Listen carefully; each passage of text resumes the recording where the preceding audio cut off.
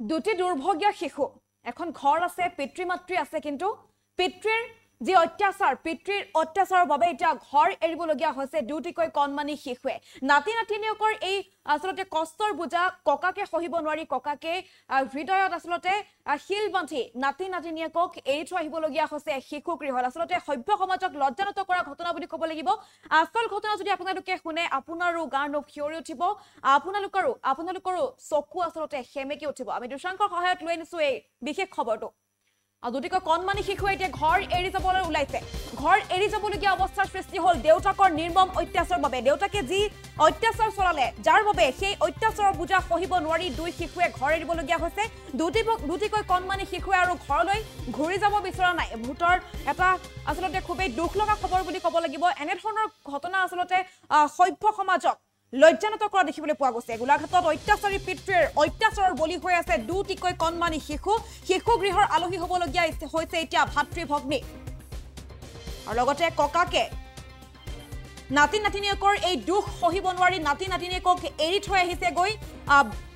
শিশু গৃহত এৰি থৈ আহিছোগে লগতে পুত্ৰক সেই অত্যাচাৰী পুত্ৰক পুলিচৰ হাতত গতাই পিতৃয়ে এতিয়াহে স্বস্তিৰ নিশ্বাস পেলাইছে আৰু ঘটনাটো আসলতে গোলাঘাট জিলাত সংঘটিত হৈছে গোলাঘাট জিলাৰ মৰঙী মৌজাৰ কাঠকটিয়াত এই ঘটনা সংঘটিত হৈছে নিৰ্দয় এজন পিতৃৰ প্ৰহাৰত বেয়াকৈ আঘাতপ্ৰাপ্ত হৈছে 10 বছৰীয়া কন্যা দুটিকৈ কণমানি শিশু ভাতৃ আৰু ভগ্নী এতিয়া ঘৰ এৰিবলগীয়া হৈছে ঘৰলৈ ঘূৰি নাযাওঁ বুলি কৈছে পিতৃয়ে যি নিৰ্মম অত্যাচাৰ চলাইছে আৰু পূৰ্বেও মাতৃক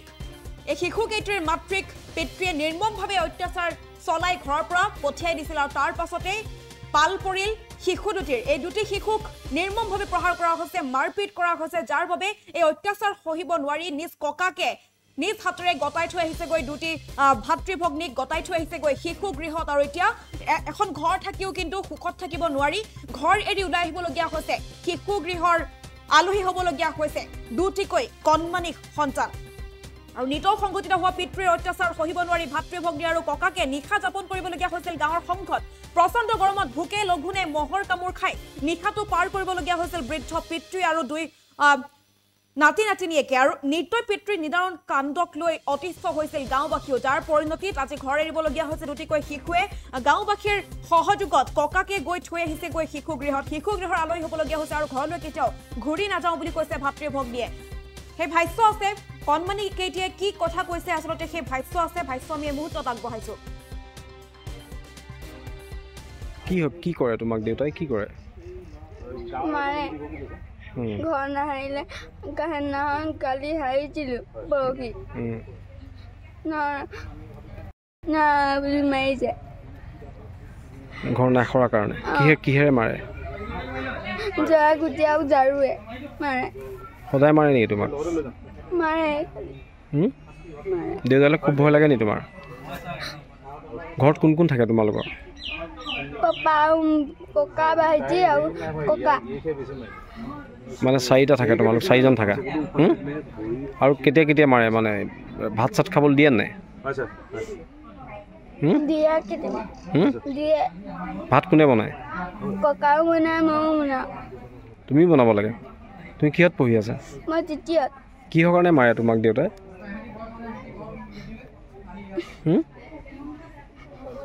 ঘৰ নসৰাৰ কাৰণে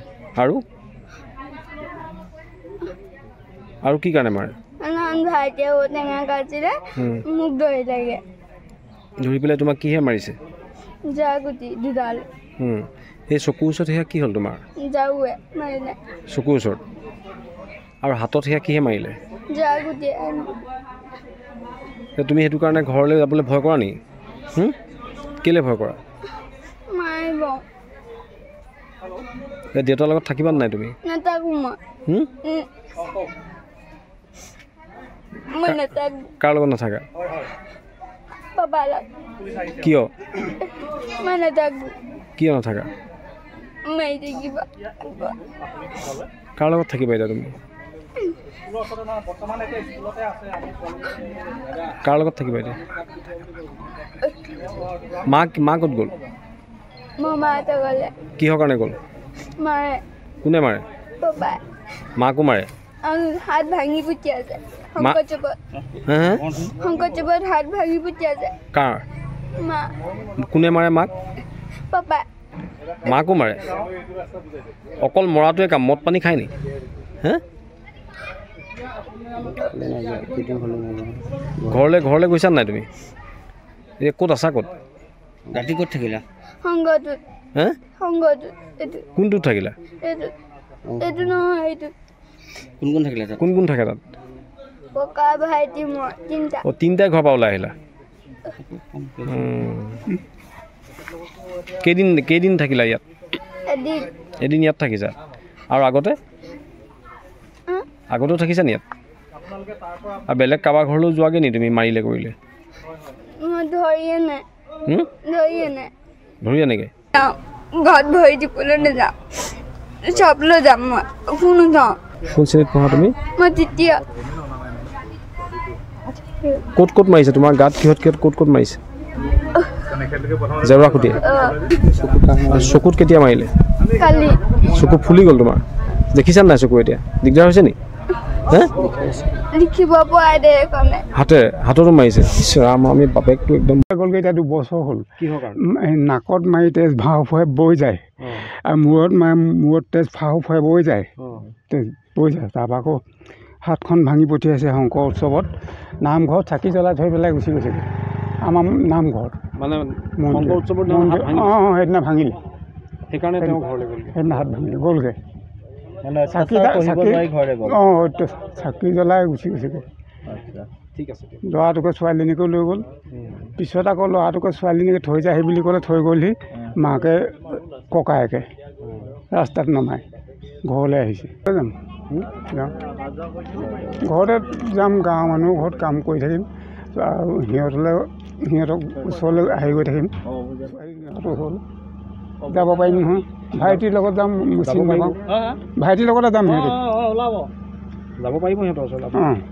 কিন্তু তেতিয়া আপোনাৰ মনত বহুত দুখ লাগিব ঘৰ গৈ দুখ নালাগে মানে ল'ৰা ছোৱালীকেইটা ৰক্ষা পৰিব নহ'লে সি মাৰি পেলাব নহয় কোনে মাৰি পেলাব বেটাই মাৰি পেলাব আপোনাৰ ল'ৰাই এতিয়া মানে আপোনাৰ ৰাতি দুটা বাচিল তাৰমানে বাচিলে আপোনাকো মাৰে নেকি সিও বাচি থওক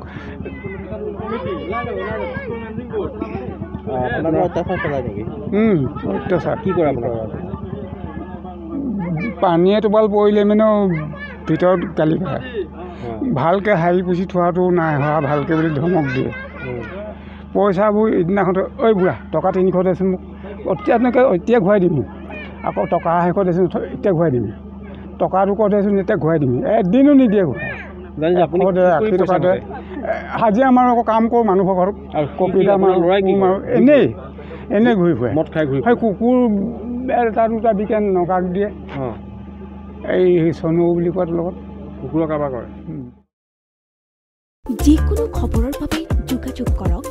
7099017330 অথবা 709901